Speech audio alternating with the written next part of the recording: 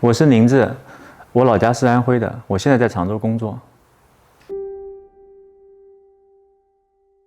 我当时知道自己同性恋时还蛮奇特的，我会觉得世界上怎么还有这样的人存在，怎么会喜欢男孩子？当时在一个乡镇比较偏远的乡下，12年，那个时候好像没有什么社交，通过一些群，有 QQ 群，那个时候好像你只要搜同性恋，就可以搜到，就直接加入这些群。然后第一次接触的全都是各个其他城市的，比如这个群几百人，几乎看不到在常州的人，都是外地的朋友，就跟他们聊，喜欢男孩子嘛，肯定就要谈恋爱喽，网恋啊，聊啊，但是不能奔现。渐渐的会发现身边也有这些人，加一些本地的人跟他们交流过，可能说也处过，时间都很短，大家都属于一个深柜的状态。我那个时候还挺大胆的，喜欢他就是要跟他在一起，也可以让全世界知道。我就抱着这些心态，当然后来也翻阅了很多这种拍同性恋的题材的电影和电视。我当时还比较喜欢看一些韩国的这种注重一个人两个人的情感，就是不怕外界说什么东西的啊。看了一些，虽然有一些故事不是很美好，就是可能就是不欢而散了，但是他们的情感都是真的。我那时候就心里想，我要找一个人结婚，或者是干嘛干嘛的。那个时候就想要找一个谈一个人和他永远在一起结婚，结果反而就是接触的人都不是这样的。没接触他们之前，我翻译一些电影或者干嘛的，我觉得这是存在的，就是大家都可以这样。接触的越多，发现他们的存在，让我觉得是有问题了。我以后还要结婚的，我就觉得很奇怪了，就和我设想的不一样了。没有看到很多希望，就是说和他们不会结婚，结不了婚，或者和他们这些深闺的永远走不到一起去。那个时候就让我压抑了，我也觉得自我怀疑，没有接触到正确引导。我是同性恋，我为什么会这样？谁来告诉我这是正常的？你知道吗？一直在这种情感交流失败，或者说每个人都不合适。之前和我第一份工作的人是出柜的，为什么会出柜呢？在这之前可能也谈过一些，就是说这些不可能在一起很久的人，然后呢，直到谈到最后一个，就是没出柜之前谈了最后一个，可能这个让我受伤比较严重，被我的老板就看我情绪不太对，就问我什么情况，然后我就那一刻我是爆发的。他也肯定出于关心，还有一个就是他可能说这样工作也不行啊，对吧？你没有用心在工作，一直处于这种低能的状态。当时我就跟他说了，我直接就说了，我说我喜欢男孩子，不喜欢女孩子。然后我因为失恋了，因为这个事情，说啊，原来是这样子啊。他当时以为是喜欢女生了，那你就去休息一段时间吧。那时候休息还挺少的，生意还蛮好的，然后就让我休息1礼拜。我记忆当中他对我还挺好的，给我2000块钱，但你生活还是没有改变，还是在乡下，还是在那个饭店工作，你可能还会再交往，可能还在谈恋爱，可能还要接着同样的还是之前的一些人。每次分手都会伤心很长一段时间，就要么是深柜，要么就是说他以后要结婚，这种经历比较多一些。每次失恋都会有同样的感觉，这个人突然消失了，你一个人恢复了孤单的状态，知道自己同性恋之后还是处于蛮孤单的状态的，也希望一个人一直在身边的，这样觉得会踏实一点，但一直都没有身体上出现躯体化的反应之类的，比如说睡觉睡不着啊，又焦虑啊，吃饭也吃不下去啊，然后可能会出现一些发热汗啊，心慌啊，会担心自己会不会死去啊这些东西。然后就一个朋友带我去医院去做一些测题，发现自己是重度抑郁，就开始吃药了嘛。我那一刻很担心自己是抑郁症的，前1、2年就出现这种状态。有时候自己是一个人的时候，会觉得生活也没有希望。当我确诊重度的抑郁的时候，我是很担心的，感觉天都塌了。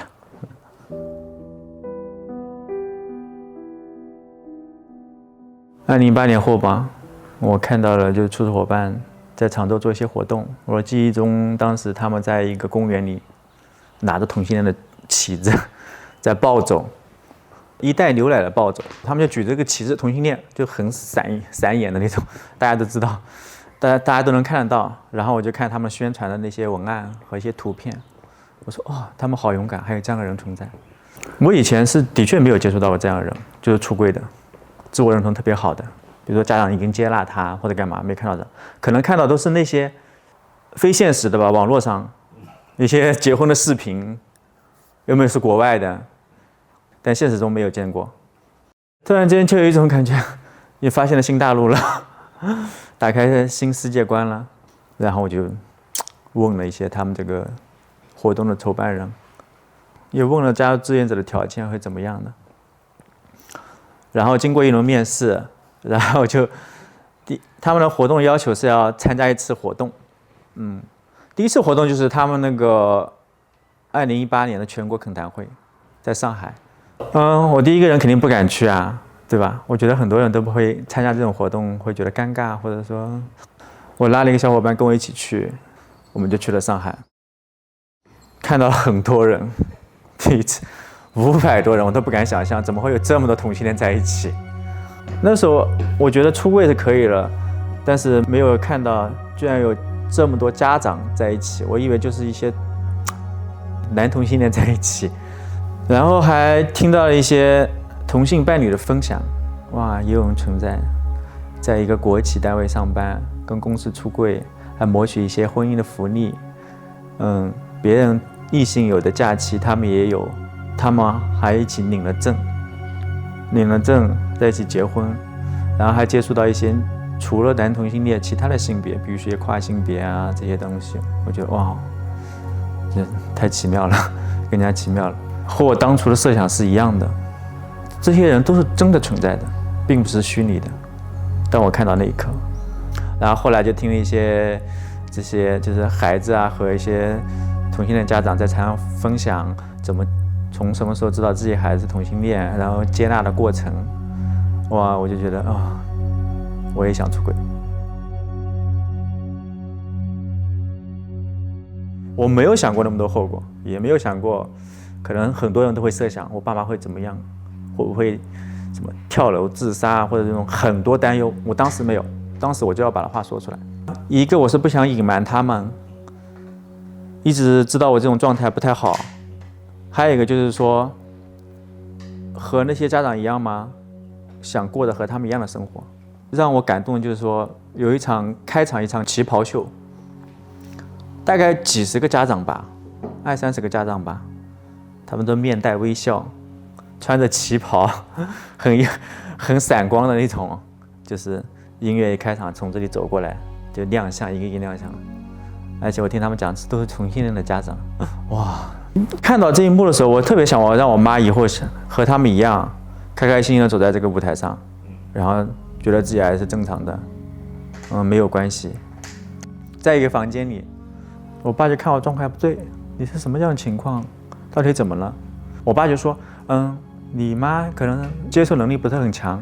我爸就是让我出了这个房间，在外面说，你说吧。他说他这么大年龄了，没有什么没有见过的。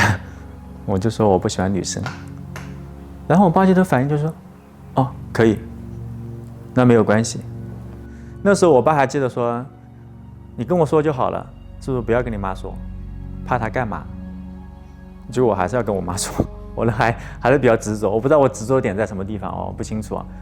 后来进房间又开始聊，还是说同样的话题。我说我不喜欢女人，我妈好像没有太大的反应。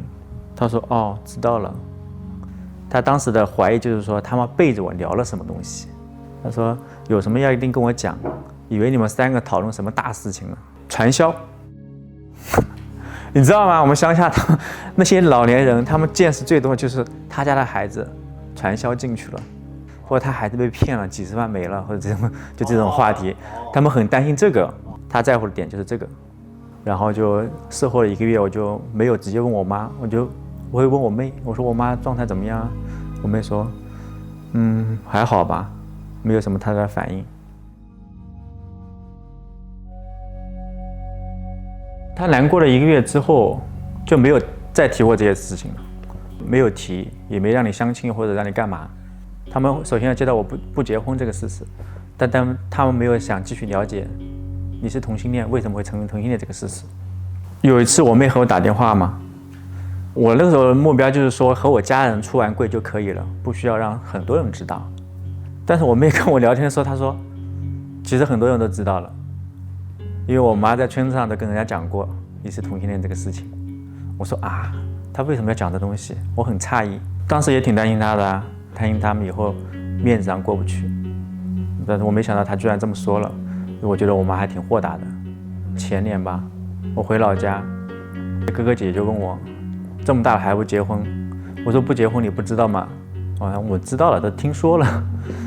然后他们就说啊，还有这样的事情存在，那你2个人在一起生活，大概聊一些这些2个同性恋在一起怎么生活，没有问一些就是发生性关系怎么这些交流的东西。他们就会说你们会吵架吗？很奇怪。那你对我老公会不会有感觉？我说没有，不可能的。然后我就跟他普及，我说我为什么要说这个事情？我觉得说不说的话，现在外边这些骗婚也蛮多的，可能你身边这个男的他就可能是同性恋。我就把这些就比较有害的东西说给这个女的听。和那个女同学，她老公在一起6年了都不知道，我觉得对她伤害是很大。我的女同学也难过了很久，然后他们就也对，不能做这些事情。如果我不说出来，可能会伤及一些女孩子，跟他们假结婚生孩子这些事情，对这个女的伤害也挺大的。她说对。之后知道这个事情，我问我妈，我说你说这些东西你不觉得丢脸吗？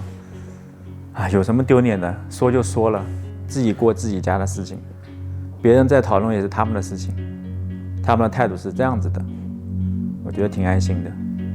我之前有考虑他们的面子还过不去，结果他们自己说了，他们的看待事情的方法并没有特别那么要面子，好像。我和这男朋友在一起之后，我也跟他说过，我说在常州跟着男朋友住在一起，可能发一些视频啊，这个男生啊长什么样啊，跟他讲过。但有一年他身体不好，要过来做检查，要住在我们家，又第一次见面了。我这个伴侣吧，的确有点像家的感觉。2人虽然不是男女的关系，但胜似男女的关系一样，他们看来一起生活，对吧？工作、下班、上班，然后睡在一起，他们俩相处的还挺好的。我妈做饭给他吃，有时候我对象要带他去看病什么的，有很多我对象在完成。我妈也觉得这个事情还挺好的。后来我妈妈心情豁达原因，我现在想想还有另外的方面，就是她觉得村子上那么多人结婚都离婚了，她每次都跟我讲你看他们家儿媳妇又离婚了，她的什么谈了没谈多久也离婚了，你还不如不结婚算了，就这样挺好的。她有时候我感觉她也在自我安慰，用别人的事情来安慰自己儿子这样也挺好的。从小出来的原因就是想要自己过得好一些，让别人能够看得起。现在完全我感觉是做到了，别人就不敢在我面前指指点点，这是做得到的，我觉得挺满足的。爸妈面子上有点光。